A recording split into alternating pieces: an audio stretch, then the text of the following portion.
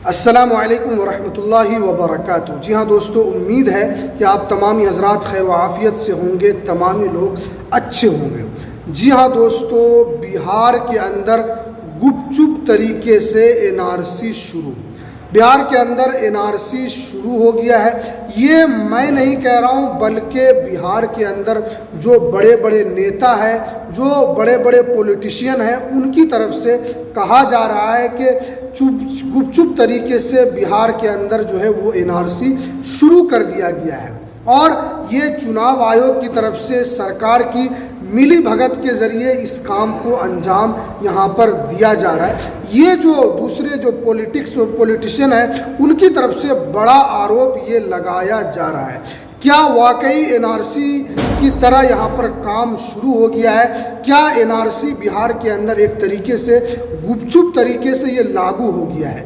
तो आज आपके पास मैं एक जानकारी दूंगा कि आपके पास कौन कौन से डॉक्यूमेंट्स हर वक्त होना चाहिए, जो जब भी एनआरसी हो। आप जानते हैं कि एनआरसी को लेकर इससे पहले कितना हल्ला हंगामा हुआ था, लेकिन चाहे वो गुपचुप तरीके से हो, किसी तरीके से हो, आपके पास ये डॉक्यूमेंट्स अगर है तो आपको घबराने की यहाँ पर ज़रूरत नहीं है, आपको यहाँ पर टेंशन लेने की ज़रूरत नहीं है। ये दस्तावेज़ आपके पास होनी चाहिए।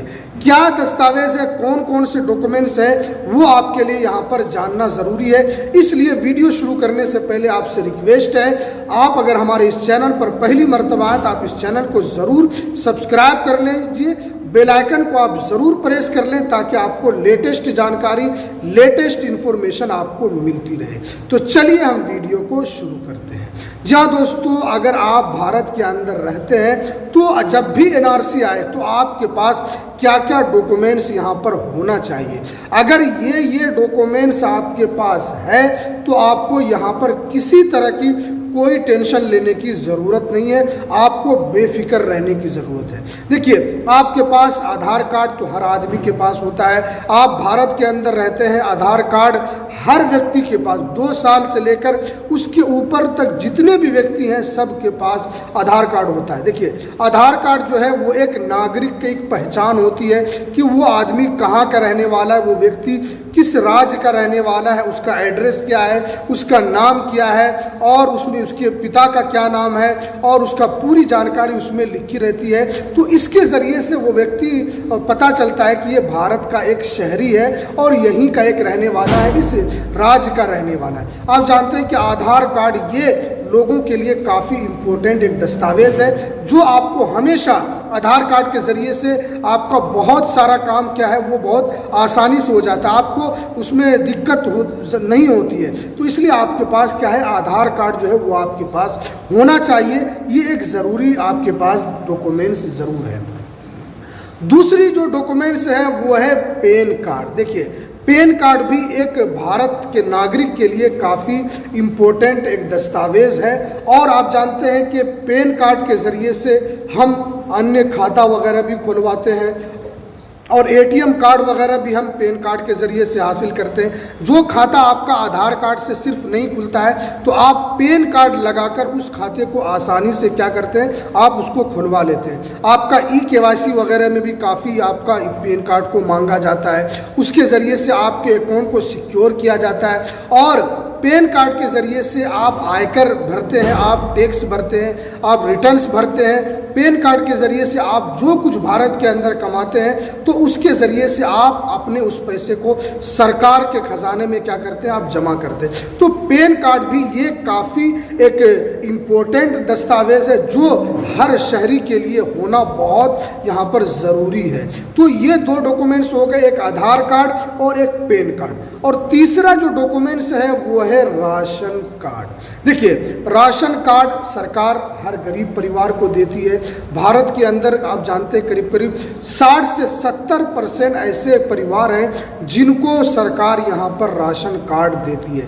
और जिनको सरकार इसलिए राशन कार्ड देती है, वो गरीब हैं, ताकि सरकार की तरफ से जो भी जन कल्याण योजना जो चलाई जाती है सरकार की तरफ से, चाहे वो अनाज के ज़रिए से हो, चाहे वो गैस सिलेंडर के ज़रिए से हो, चाहे आप इंदिरा आवास वगैरह, यानी सरकार की तरफ से जो जन कल्याण योजना जो चलती है, तो एक आप राशन कार्ड के ज़रिए से ये तमाम फ़ायदा क्या है आप उसके ज़रिए से उठाते हैं। राशन कार्ड भी 2 तरीके का बनता है, उसके अंदर भी सरकार एक गरीबी रेखा है, एक उससे भी ज़्यादा गरीबी रेखे के अंदर आता है, तो सरकार भी उनको हर तरह का राशन कार्ड जो है वो देती है, ताकि लोगों की, व्यक्तियों की पहचान करके वो राशन कार्ड को यहाँ पर वितरण किया जाता है। तो आपके पास राशन कार्ड के ज़रिए से आपको पीएम आवास वगैरह आपको मिलता है, इंदिरा आवास जो आप कहते हैं। उसके अलावा आपको गैस सिलेंडर में भी काफ़ी छूट मिलता है, आपको राशन कार्ड के ज़रिए से आपको अनाज भी यहाँ पर अन्य राशन कार्ड के मुकाबले में आपको ज़्यादा यहाँ पर दिया जाता है। तो ये सरकार की तरफ से जो जन